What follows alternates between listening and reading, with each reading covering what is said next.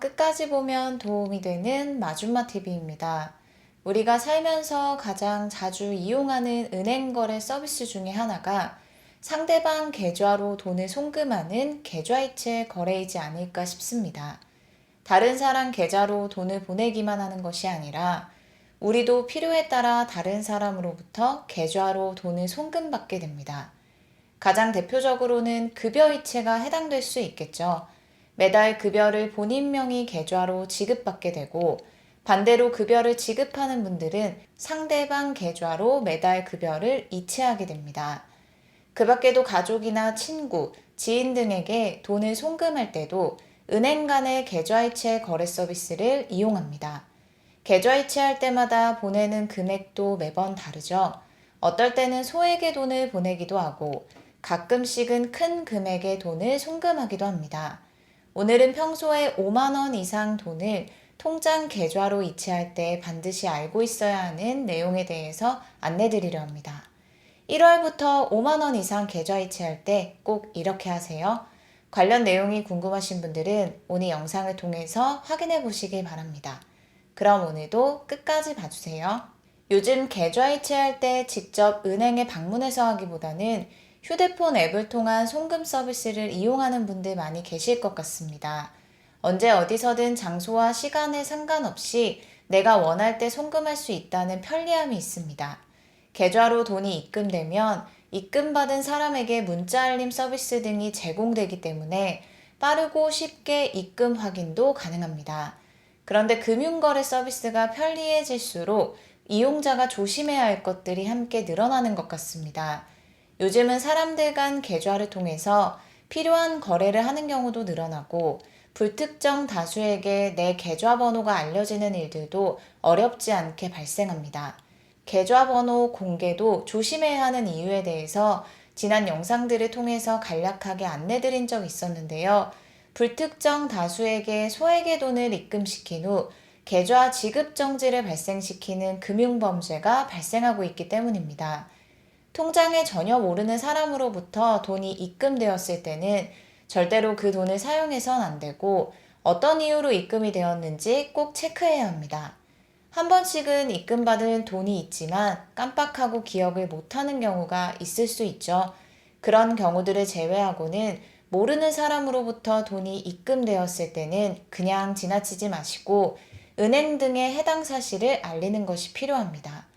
통장 협박이라는 금융범죄에 대해서 한 번쯤 들어보신 분들 계시죠? 10만 원, 20만 원 등 돈이 계좌로 입금됩니다.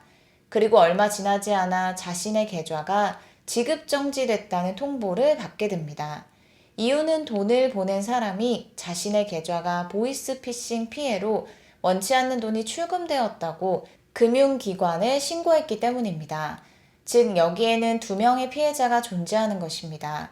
금융기관에 신고한 사람은 계좌를 보이스피싱 당한 피해자이고 모르는 돈을 송금받은 사람은 이유도 모른 채 계좌 지급 정지를 당한 피해자입니다. 범죄자는 계좌 지급 정지를 당한 사람에게 100만 원, 200만 원 등 돈을 요구하며 통장 지급 정지를 풀어주겠다고 접근합니다.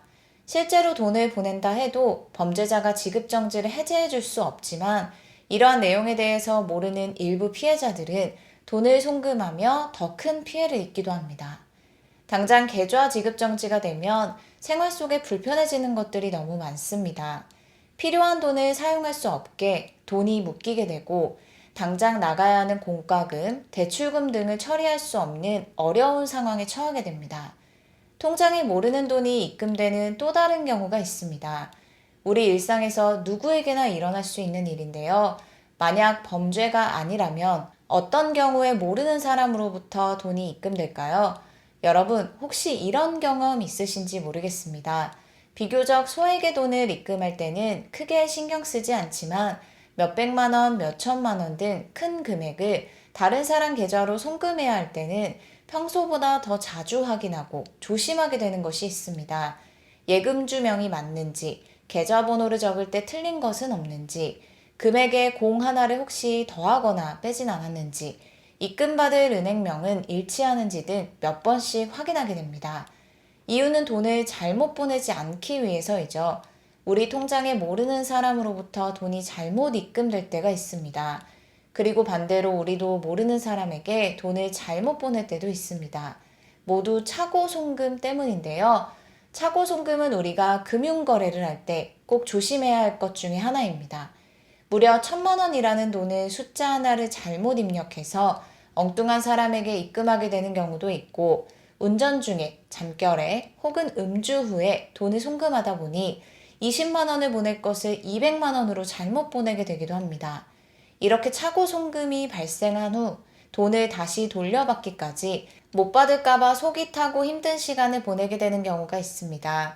그리고 입금받은 사람이 은행을 통해서 바로 돌려준다면 너무 다행이지만, 몇몇 경우의 경우 수취인에게 연락이 닿지 않거나 수취인이 그 돈을 다 사용해서 돈을 다시 돌려받기까지 꽤 오랜 시간이 걸리는 경우들도 있습니다.